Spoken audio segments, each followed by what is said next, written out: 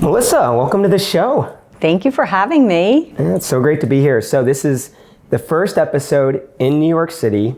You get to be part of that. It is. I love it. My home state, my home city here, and in your beautiful office right outside of Bryant Park. I love Bryant Park during the holidays. It's so nice. I feel like, with Christmas coming up, I have little kids at home, but I really feel it when I come to New York.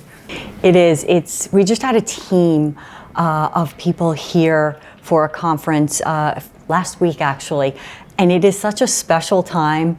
It is so unique. I think that the holidays in Manhattan, definitely, it cannot be beat, and especially the entire village that you have right outside of your office here. Yeah, and it's just bustling. There's so many people, and I go to some cities post-COVID, and some have come back, some have not, but when I'm here, I feel like New York's back. It's busy. It is. It's very busy. Think about it. It's the middle of the day, walking through Grand Central, walking through Bryant Park. I mean, it is definitely bustling. Yeah. So we're doing something a little different today. Usually I have coffees or drinks already ready to go. I asked what you wanted. You said Prosecco. So I'm waiting to open it on air. So this could go wonderful or terribly. I don't know. We'll find out. We'll see. I'm trusting you. Hey, let's do it. We're going to do it. So if you're watching this on YouTube, you see I'm opening a bottle. But if you're listening to this on audio, hopefully you don't hear a loud explosion and people running for their lives. And I had someone ask if I should do this beforehand. And I was like, no, we're just going to wing it because that's what this show's all about. Just hide that back there. I picked your favorite, right? I love Prosecco. I really do. I feel like it's underrated. So I don't know, but after this, we might never have one again. So should have brought a trash can, guys. All right, let's see here. I won't aim it at the camera, guys, because that could be terrible. Here we go. This makes for a terrible audio sound. There we go. Look at that. All right. Okay. This is going to be a real holiday podcast. Hopefully I don't spill it everywhere. You did an excellent job. There we go. I was a little nervous. I was too. I was a little shaky. Well, cheers. Cheers. Welcome to On the Road. Thank you. I'm not gonna lie, I kind of need this. So we did a little holiday party last night in Boston. We were out with the team, out a little bit too late. We were out till about 1 a.m. So, and I was on a 9 a.m. flight to New York this morning. So, hair of the dog. I think as the podcast goes on, I think it's just gonna get better and better. So, all right. So I'd love to dive in a little bit on your career progression because I feel like that's always helpful to the listeners. Some people are listening or at your level, have a lot to learn from what you're doing. But I think a lot of people want to get to your level. So I think it's always interesting to hear how you got to where you are. But first, before we do that, why don't you just tell people what you're currently doing, and then we can go a little bit backwards in time. Sure. I am the Global Vice President of Partners and Alliances Marketing at Zscaler. I am just coming on month 4 in the role. It has been an amazing first few months, such a tremendous opportunity, a phenomenal partner ecosystem.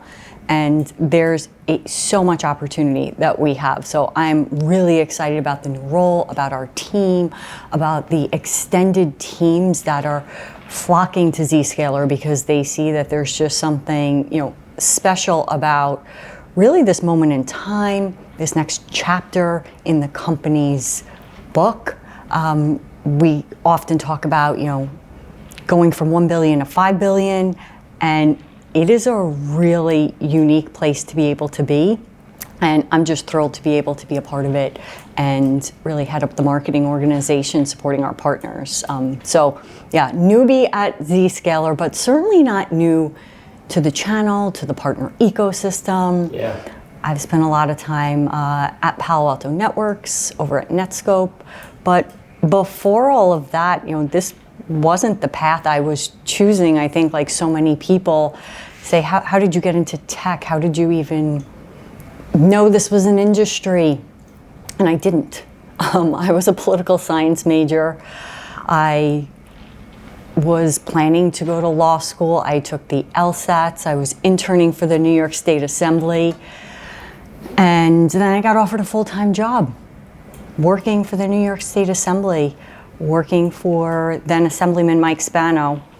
And people often ask me, so I often tell the story, and I usually say it was, just serendipitous how I fell into technology. Before that, though, did you have aspirations to go into government or politics? Is that? Yeah. Okay. I was, really in the thick of things, exactly what I thought I should be doing, what I wanted to be doing. That was, that was the path that I was on. I wasn't thinking about anything else. I wasn't looking for opportunities. I absolutely loved the work I was doing.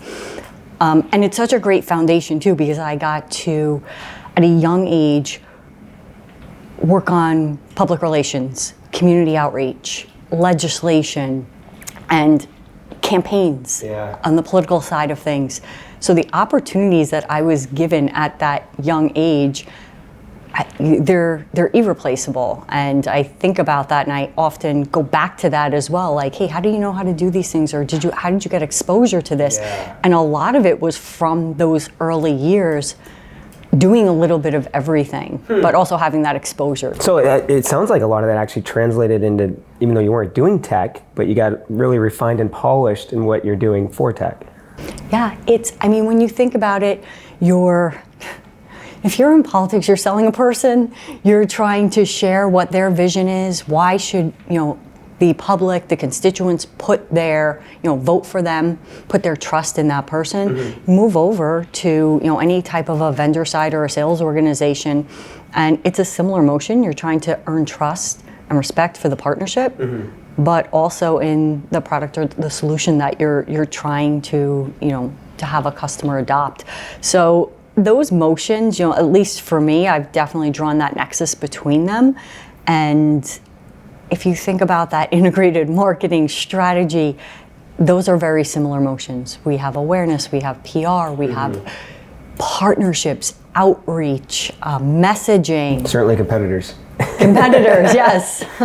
So, all right, it sounds like you were on the path that at the time you wanted to be on, that you were supposed to be on. Why the switch and how the switch? That is the part where, it was not a story that I had written for myself. And I think back, and it comes down to sponsorship, which is a word we use now that we didn't use then. My then boss, who is now the mayor of the city of Yonkers, where I live, Mayor Mike Spano, he went to lunch with a friend of his who happened to be a CEO of a company who owned a data center, raised floors, fire suppression systems, think about outsourced managed hosting, who said, I'm looking for somebody to join our marketing department to head up corporate communications.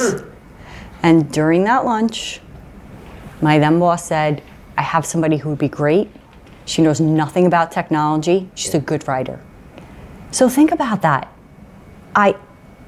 Nothing that I could have ever dreamed of, an industry I knew nothing about, a career path it's not really what I wanted to do at the time. I was on my path. I was in government. I was in politics. I was going to go to law school. That was the path that that was the journey I had set forth for myself.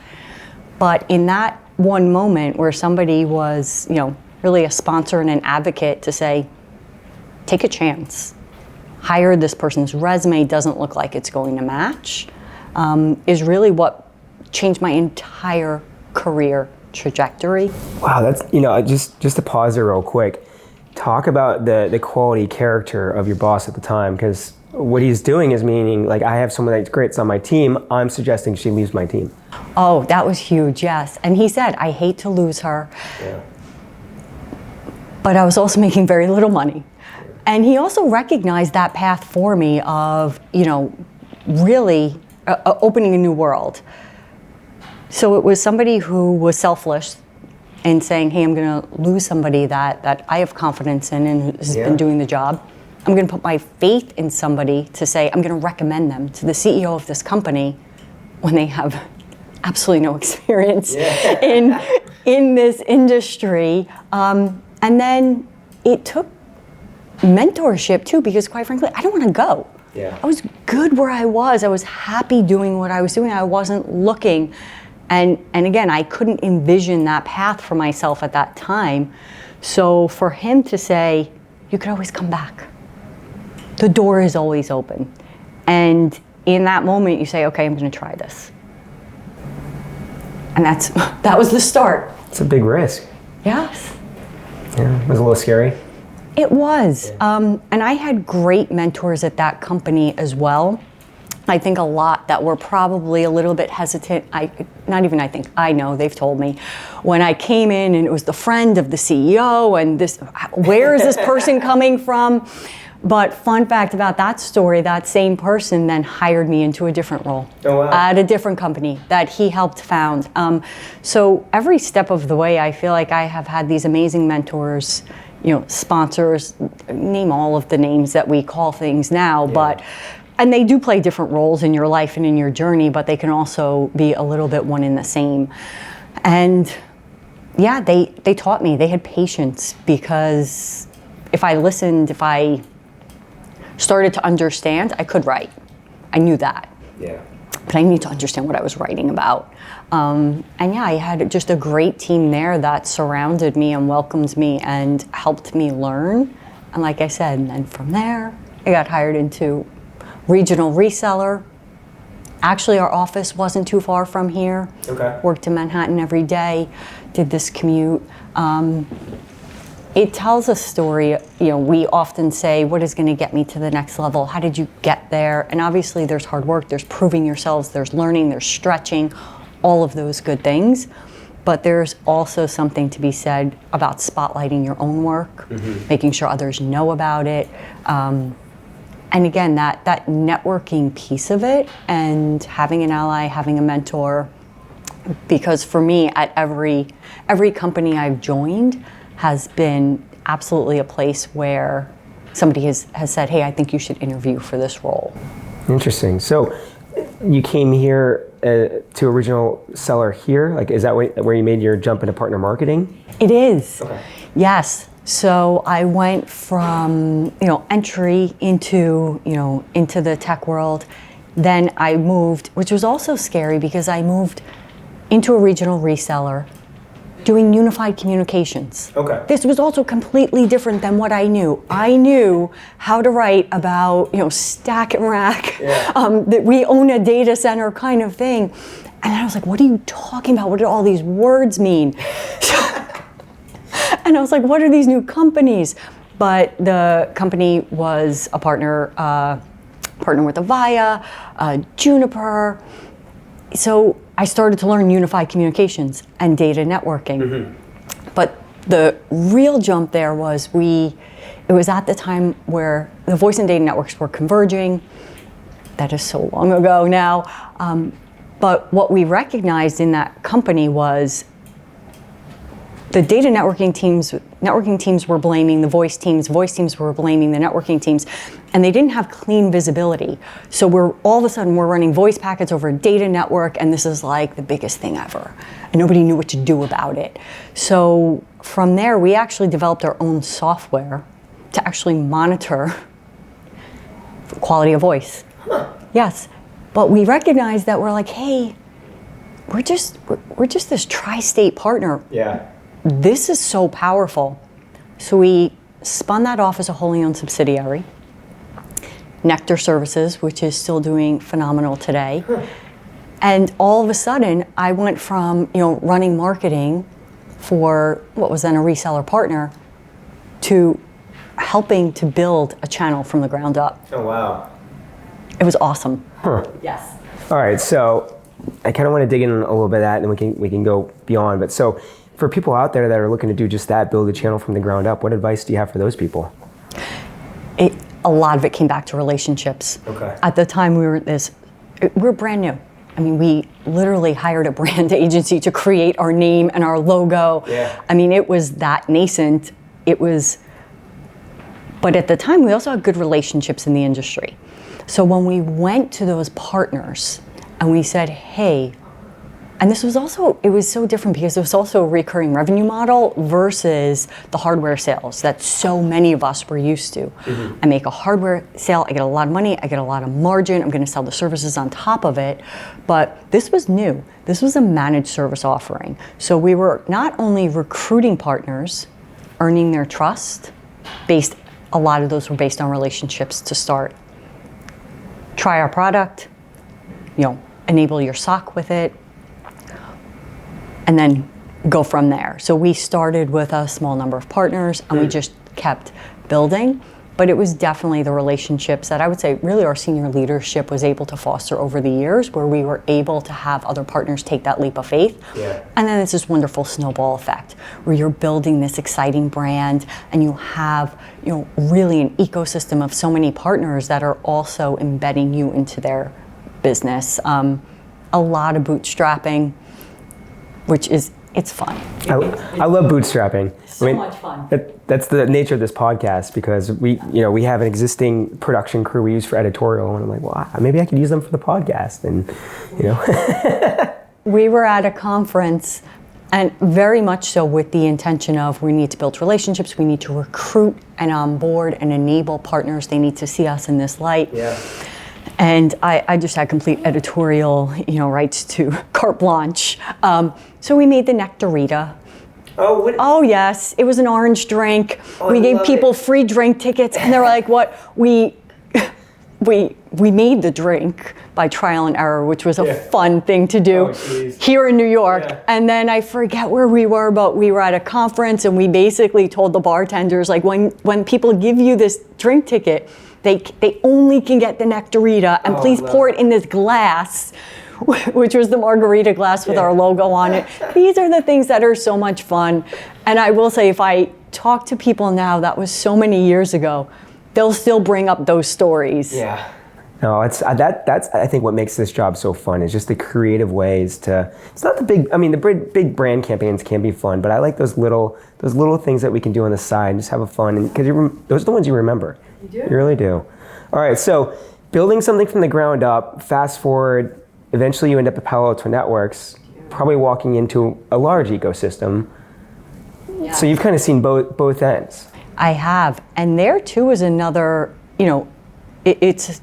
If you look at it, it looks like this great career trajectory, but for me, another pivot into an area that I was unfamiliar with, which was cybersecurity. So I may have been in the industry for a number of years already, but I was moving into Palo Alto Networks, moving into cybersecurity, into a partner ecosystem. Now, the general mechanics of it, you obviously know.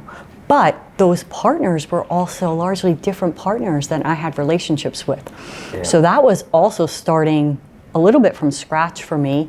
And again, back to that, sponsorship, the people that brought me there were like, she can do the job. She'll learn the industry itself, but she knows the partner ecosystem. And I'll never forget, again, so many memories here in Manhattan. It was John Spiliotis that said, come interview for this job. We think that you will be really good at it, and we need somebody to build. So the company was much bigger. The industry was exploding. But I was there so early, right after the IPO, that I was actually the very first dedicated partner marketing manager hired as an individual contributor. I took a step back. I was managing a big team, 10 people, left that team. I went as an individual contributor, but also because I saw that road ahead. I knew what we would be able to build there, and we did. I built the Americas team up, got promoted into the global role there. So again, I feel like there's been a lot of great experiences, but also a bit of leaps of faith, both for me and for the people that were sponsoring me and encouraging me. Yeah. Think about it, I'm leaving a team, I'm gonna be an individual contributor. I was like, wait, what? Yeah, it's funny because I've seen so many people, they're leaving to take that step up, but not necessarily looking that far ahead. And for you to take a step back, risk, but also see where that could potentially go, the upside. I mean, I just see that trend kind of happening from the start of your career here. Yeah, and a lot of people ask that, obviously, like, okay, how do I get to the next level? And I think it's really important to take such a broader view. I am so proud of the people I've hired who are in amazing positions now, but it doesn't look like that ladder. Yeah. Somebody might have to leave for you to get that next job. And you could say, hey, I'm in training. I want to be the number 2. I want to take your job when you leave. And those are the people you want to hire. I always want somebody to want to take my job. You want to grow into that. But there's so many positions. I've had people who went from being a regional partner marketing manager or partner campaigns to running global campaigns. Carte blanche. This is huge. Or to moving on to the sales side. So I think that's a big area too, which is it's not always what's right in front of you. Mm-hmm. There's an entire landscape of open roles and need for talent. What are you passionate about? Where do you want to lead a team or do you not? Do you just want the title? Like what is that about? And I think it's when you start and have the honor to manage people, that is how are we progressing and developing that talent? But it can look like so many different things. This might seem like a weird question, but it seems from my perspective that you have great perspective. You do self-reflection and see the big picture. Do you have a way to do that? I mean, is it meditation? Do you go quiet, walk in the woods? Like, how do you see the big picture? And where I'm coming from this is I feel like I see this with myself and so many people around me. We're caught up in the day-to-day, running from urgent email to urgent email, radio, TV, phones. It's just, everything's just bombarding us. It's hard to take a step back and see the big picture sometimes. It is so difficult, and we often get caught up in the tactical, everybody, because it's here, you have to answer this email, you have to do this thing. And there's a great quote about action versus activity. We do a lot of activities. Yeah. And it's David Novak, who was the former CEO of Yum Brands. And he said, there's a lot, you do it. You run a report, you send an email. But he said what he learned at the progression of his career was to understand what are the actions that are going to move the needle. And I try to live by that. I've used this quote for over a decade. I just opened my team meeting with this quote. And it was written in the New York Times probably 12 years ago. But for me, you asked about that perspective. Yeah. Years of being in this, trials and tribulations, failing, that helps to give you that perspective. And I think it helps when you've lived it, you've seen it, because it also helps to give people perspective, but also calm people. I want people to be passionate. I always think if you don't sometimes get frustrated, like, are we even that passionate about what we're doing? Like, that's part of it, but it's the levels of that. But I've done a number of different jobs. We've held a number of different positions, and I do think it's time and experience that helps, because I'm not a calm person by nature whatsoever. At all. Sorry, I'm not either. It's like, I'm just not. People said that to me, like, you're really calm. I was like, thank you. I'm working really hard at it. Exactly. Like, this is one of the things. But when you do that, when you take that step back, like for me, when I did that, when I went there and it's not even a step back, it's just a step, well, maybe, running a team, going to be an individual contributor, again, emotionally, that wasn't like in my mind. I was like, what is this? But or my heart, you think that, but in your mind, you're like, I know this is going to be amazing. So you also have to sometimes convince yourself of things, take the emotion out of it a little bit. But yes, I think that just being in the industry, having just really grateful for a number of different things. And like I said, back to some of the people too, because feedback, it's a gift. And you need somebody to say, calm down, or just, for me, just speak a little bit more evenly, things like that. So you learn about yourself, but also, I always look at it, I want my team to be the team that everybody wants to be on. Like, look at that team. Not only are they amazing, not only are they delivering and accomplishing things, but they respect each other, they have fun, we're all growing together. So I just put it in that perspective of what I want to be, everybody should want to be on this team. Yeah, I love it. All right, so you took a step back, you went really far forward, Palo Alto. Then when you went to Netscope, where I think you were there a couple of years, did you go in right at the top, leading an organization? What did that look like? I did. So I went in leading the global partner marketing organization, so a similar role that I had. But we were also in build mode there. So I did hire probably just about almost that entire team because we were building that organization. So that was, I mean, it was so much fun to be able to do that, to be able to build some of the infrastructure and the strategy. And it was great. I had a great team there, a great boss. So it was a fun challenge to be able to go from, when I left Palo Alto Networks, it was tremendous already. It was like 8,000 people. To go into a smaller organization, back a little bit to that grassroots, you get to do a lot of different things. Company is not public, which gives you all sorts of other opportunities and leeway. To do that, and I was really proud of the work that we were able to do there, bringing the brand into the market, into the ecosystem. So it was a great run. I love it. So now you're at Zscaler, and I want to get into that, but first, I want to try something new. Okay. So my goal with this podcast is obviously we talk shop, right? Mm-hmm. It's aimed for other partner marketers. But I want people to listen to these episodes and feel like they really know the guest. So I want to do a little speed round, some personal questions, easy questions. Okay. I'm going to fill up my glass roll first and take a We're pause. gonna take a sip. Because they say I talk too much and I never get a room for mid-rolls. Until you had me on. The problem is I let my guests do all the talking because, let's be honest, nobody wants to hear me talk.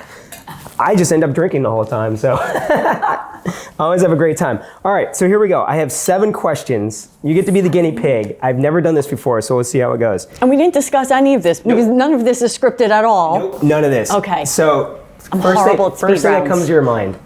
They could be easy. Okay. Coffee or tea? Coffee. Okay, I love it.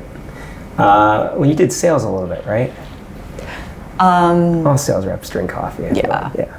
All right. Current show or most recent show you were watching? Safe on Netflix. Safe. I don't think I've seen that. Oh, all right. Mine was The Queen. Oh, have you seen it's it? a good one. Yes, I have. I've only seen the last season. Or I guess it's part 1 of the last season. You didn't start from the beginning? Well, my wife was watching it, and I came in and I was like, "Is that Princess Diana?" And she's like, "It's the Queen." You had to start at the end. I was in the kitchen just like kind of watching it a little bit, and I like sat down, and then I was crying by the last episode. This is the drawback of watching things together. Yeah, well, she got really upset because then I travel a lot, and then she couldn't watch it until I came home, right? Exactly. Yeah, I know. Okay, all right. You travel a lot too. Mm-hmm. Window or aisle? Oh, window. Yeah? Yes. Okay. All right. Cats or dogs? Both. Yeah? It's a long story. Okay. All right. Favorite hobby outside of work? Probably hosting family. Yeah? I love to host. I love to cook. Yes. Big Thanksgiving? Big Thanksgiving. Yeah, okay. How many redheaded friends do you have? Redheaded friends. 2. Okay. I asked my colleague that in the car, and she said 0, and I was like, I'm not your friend. All right, last one. 3. 3? That's just the booze talking. All right, last question. Fill in the blank. Taylor Swift is? Oh my gosh, I think she's awesome. Yeah? Okay, yeah. Cool. All right. That wasn't too bad, was it? It wasn't too bad. That was fun. I didn't do too tricky. So, funny story about Taylor Swift and how she has completely transformed the NFL. It's unbelievable. We have season tickets to the Jets. They were playing the Chiefs, but the text I got from my mom was, Taylor Swift is going to be at the game. She's dating a Jets player. And I'm like, no, that's not right. It's not right at all. But that just shows you like the attraction it's pulled to the NFL. It's crazy. She's going to be at MetLife. And I was like, so does your mom not normally watch football? No. But did she watch the game? She didn't watch the game. She was just excited because she knew we were going to be there. Yeah. But I was like, our seats are nowhere near where these are. Oh man, that's great. Oh, I love it. All right. So I hope that was fun. People get to know you a little bit better. Cats and dogs. I don't know how I feel about that. Oh, it's a long story. I grew up with dogs. We had no animals, but my husband wanted a cat many years ago. So finally we got this cat. And everybody knows the cat. Like if people are listening, they know the cat. His name is Simmy, named after the wine. And everybody knows this cat. And they're like, Melissa, the cat. And my husband begged for a dog, begged. And I just said, I travel a lot. I don't think so. And finally I gave in. So now we have a dog. Her name is Molly, and she's a lunatic. And it's all because I was like, I have this dog. She's an absolute lunatic.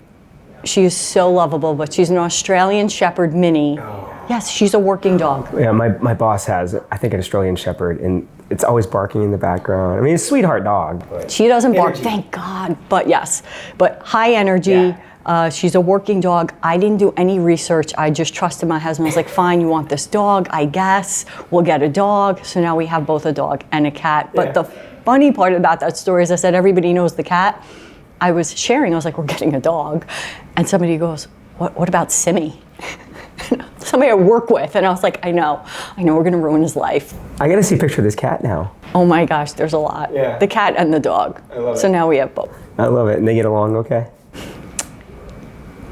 On any given day, it can go either way. Yeah. Yeah. Well, I have a chocolate lab, and I have chickens, and so we were worried that the dog would eat the chickens, right? And so we got little chicks, and I knew nothing about chickens. Apparently, they live in your house for the first 4 months.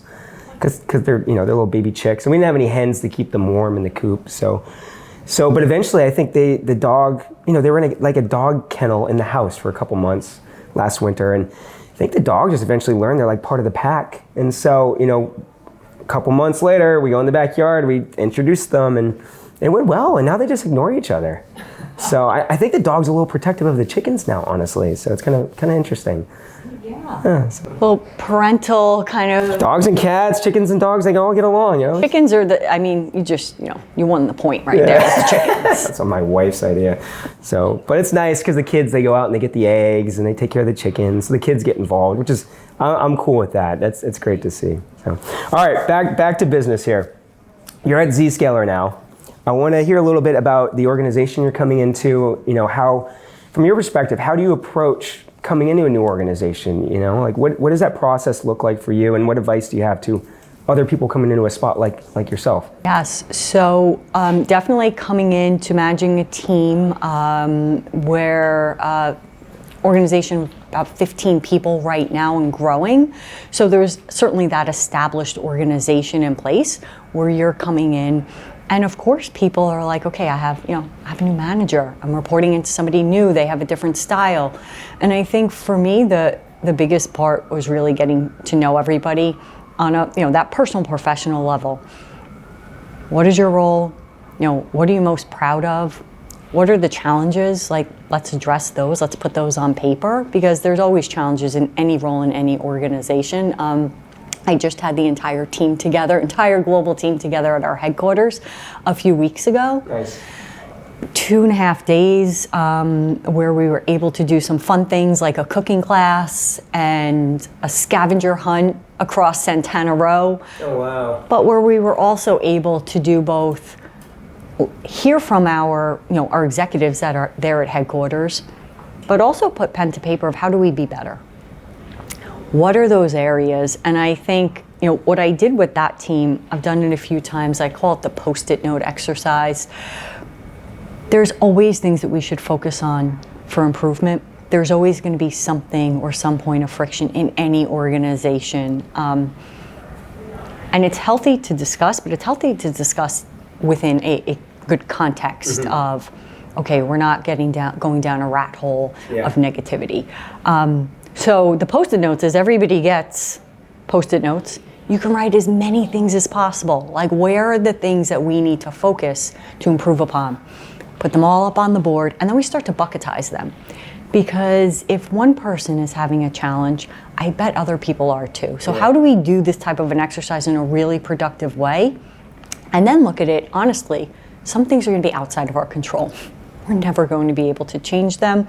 How do we better it, or understand how to work within whatever that is? And other things are completely within our control. And those are the ones that were like those. Let's put them down. Let's focus on them. Let's improve upon them. In partner marketing, reporting and metrics is always one of them. And it was certainly on our board too. So I think that was one of the things for me, because you're coming in, you want to cultivate your talent, you want to get to know your team, but you also want to set forth what that next step is going to be within this organization, within the company, how we contribute to the business. And for Zscaler, we've recognized that what got the company to 1 billion, which is such an amazing story, but if we're going to go from that 1 to 5 billion, with that journey, we have to have partners at the center of our go-to-market strategy. So for me, joining, one of the most attractive points was that go-to-market motion. Yeah. Now imagine getting from 1 billion to 5 billion will require some work with corporate and field marketing. What does that look like to you? You just hit the nail on the head. I always say we will be, I come from a big Italian family, and I use that, often to say we are all under the umbrella of, like right now, marketing, but even think about all of the resources. How we work with corporate marketing, how we work with campaigns, how we partner with PR and corporate communications. This is the strategy for success. It's not, we need to hire 10 more people. That just creates your own little silo or fiefdom. Mm-hmm. And then you're also duplicating work.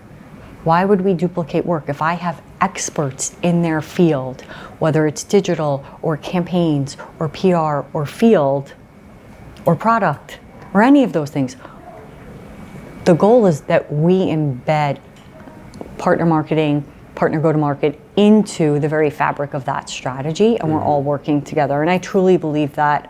The team is probably laughing because I preach it.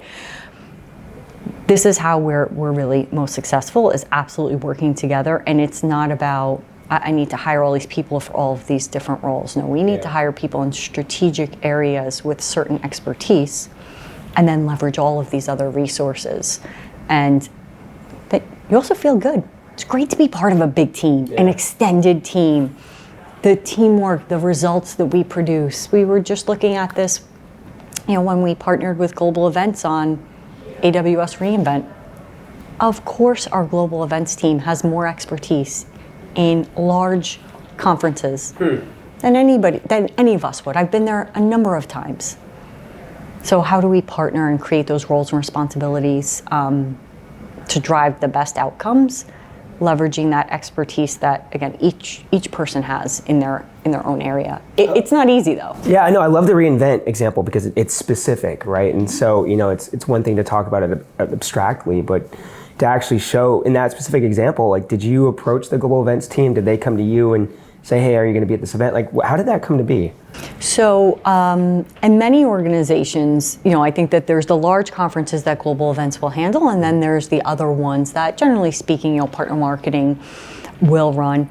Last year, partner marketing ran this event, and this year, the magnitude of this event absolutely really dictates for that kind of support. But we had to have that conversation. Do you have the bandwidth? Can you take this on? And because it was a transition, we'd been there before, there are certainly areas where you're like, hey, there's wrinkles we're going to need to iron out in how everybody works together. But then when you start to see it, okay, what does global events do? What does partner marketing do? What is the responsibility of sales or field marketing? And I think that those are the opportunities for us to just always maximize the investments that we're making, whether it's a conference or a campaign. There's so many examples of that, but in that one, it was definitely going to the team, getting concurrence, but then also, I guess, kind of like feeling each other out to say, okay, who does what? But now going into next year, I'm so bullish on the joint partnership because we have lessons learned, we have great outcomes, but we also see where, again, what each team needs to bring to the table. Yeah. Now, with events like reInvent, are they really good at driving pipeline? Is it more about the relationship with the partners? Is it a little bit of both? Like, what's your events strategy? So for me, it's definitely all of the above. Now, when we're looking at investments like that, we're always going to look at the pipeline generation at the end of the day. And we just talked about this. The pipeline generation is going to be what we can see in our system. Yeah. But if we talk to our sales leaders, and we did, the number of meetings they had by virtue of walking through the Venetian and running into an old contact and having a 15-minute meeting, this is a true story, we're not going to see that anywhere in Salesforce. Yeah. It's never getting attributed to that campaign. So there's a few different things. We also engage new contacts, and again, of course, we're looking at pipeline generation. There's brand awareness. There's partnerships. All of our partners are there, whether they're our technology alliance partners, whether they're some of our solution providers, whether they're AWS CPPO partners. So we held a CXO breakfast with our CEO. So there's a number of different things facets to a conference of that size. But if you take a step back, in many of the things we do, you could have multiple facets too. But as anybody who sits in most functions in marketing, we will absolutely talk about pipeline generation, lead conversion. Yeah. How can we create additional opportunities or expedite opportunities that are already in motion, meet new accounts. The brand awareness is probably more difficult to measure, but we know it's there. Yeah. And as well as those partner relationships too. Yeah. So let's dive into pipeline a little bit. So more broadly than just events, obviously in partner marketing, pipeline is a key metric of success. How are you helping teams, through all your experience, what's the best practice to getting to that result? How are you helping people get there? Sure. I've had a model that has definitely been the recipe for success for me across a number of different companies.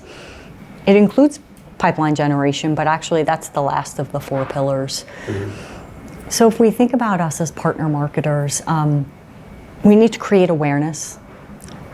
Partners have so much coming at them.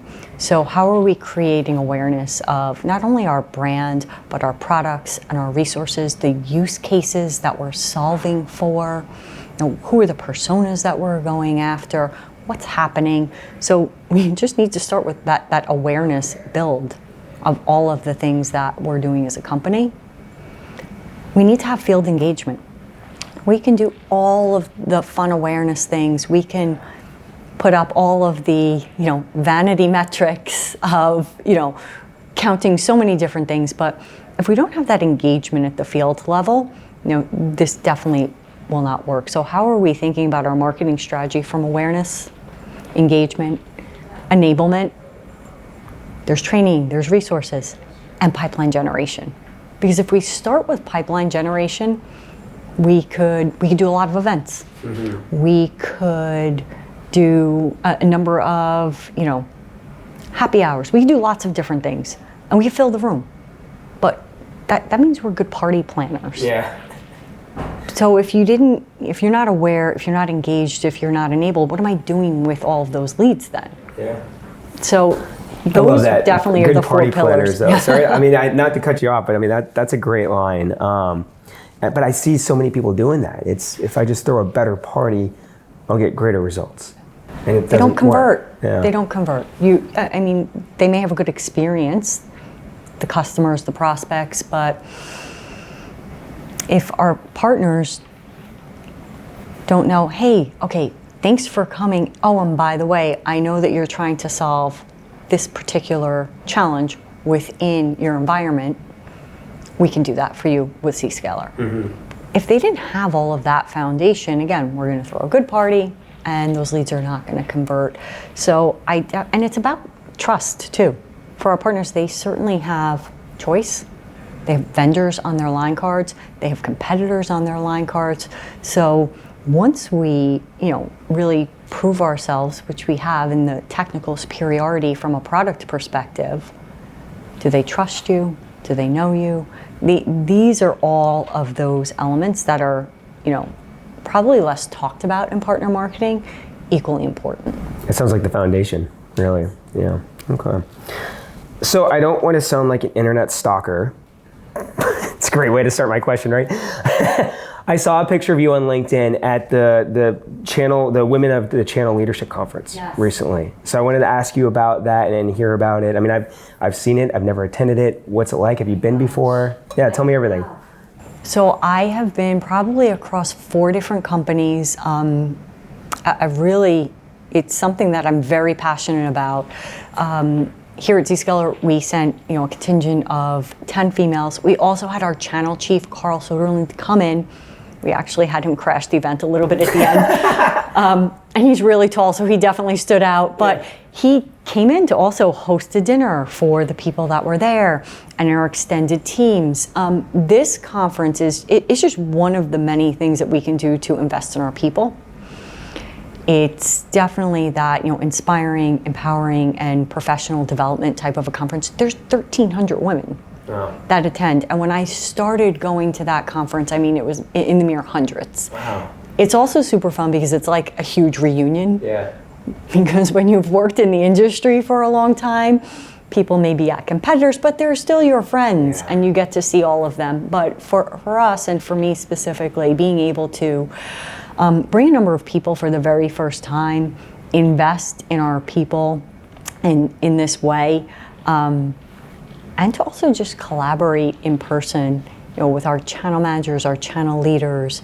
We had our head of DE&I that also joined with us. It just demonstrates, the commitment of the company for her to come fly to New York to spend some time with us. And it's really important when we think about attracting women into tech, focusing on the diverse workforce. So it's just one of those elements that I think adds to that, because we definitely work in a very male-dominated industry. We're getting better.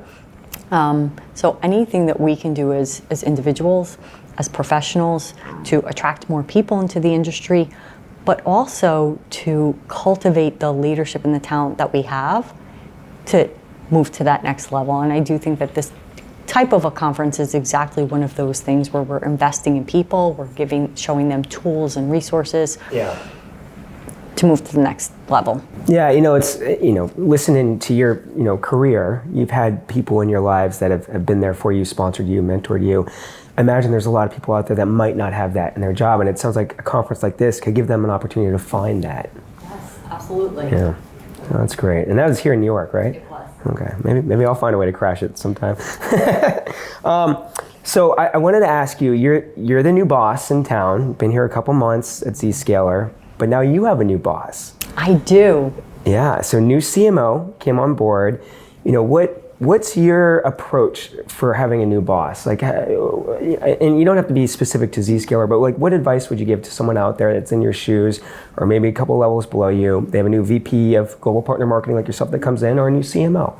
How should they approach that? I think it starts with visibility and back to that relationship building, to make sure to take the time to get to know the person, to walk them through, which I did was just walk through the basics. Mm-hmm. Here's my team, this is what we do, here's the areas where we're focused. So you're making sure that you're kind of front and center in that person's mind as well.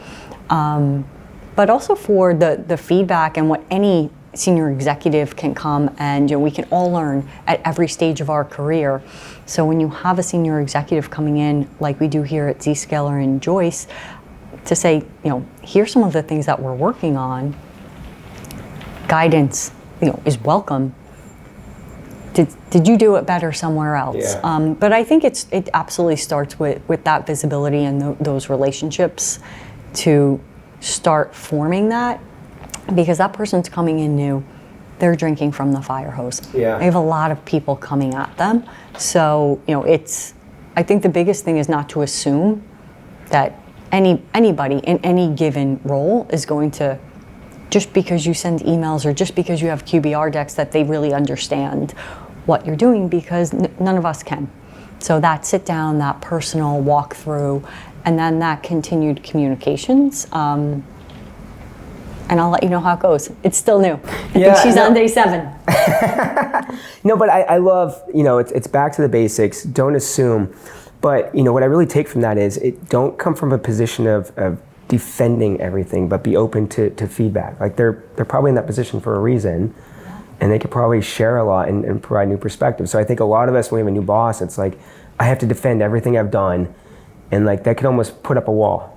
That shouldn't be there. It's a really good point, and I think being very transparent, whether it's with a new boss or in general, and I see this a lot. People think that something should look one way or another. I should have a QBR and I should have a dashboard and this is how it looks and I'm going to give you all these numbers. Sometimes the answer is I don't know. Yeah. Or this is kind of broken and we're working to fix it. And I think that transparency, because otherwise, if you try to come at it and you're not on solid footing, and sometimes we're not. There's certain things where we are just not. We're still working through it. And if you're not transparent about that, it's just going to shine through much sooner rather than later. But why wouldn't we want to be, transparent in that? Like, hey, here's what we're doing really well. Here's what we're really proud of. Here's the areas where we're still working through. Yeah. Well, with you and Joyce on board, I'm sure there's exciting things ahead. Zscaler, 5 billion, here we come. So one last question for you, the same question I ask every guest. What's the one piece of advice you'd leave for the audience out there? Oh. And you've already gave great advice, so I don't know how you top some of that. All right. I think it comes back to that career journey. Remember that your career is not linear. It's not how it works anymore. And try to take that broad, that broad scope when you're looking at that. And build and cultivate those relationships. You can learn and grow from anywhere. It doesn't need to be the person above you or their boss's boss. Every single person in your orbit, I believe we can learn and grow from all of those people. So I'd say cultivating those relationships and being open to that learning experience is really something for all of us to keep in mind. That's great. Well, I've learned a lot today from you coming on the show, so thank you. This was a lot of fun. Thank you so much for having me. Yeah, cheers. Cheers. Well, hold on. I've been the one drinking all the time. Can't cheers an empty glass. There we go. Thanks, Melissa. Thank you.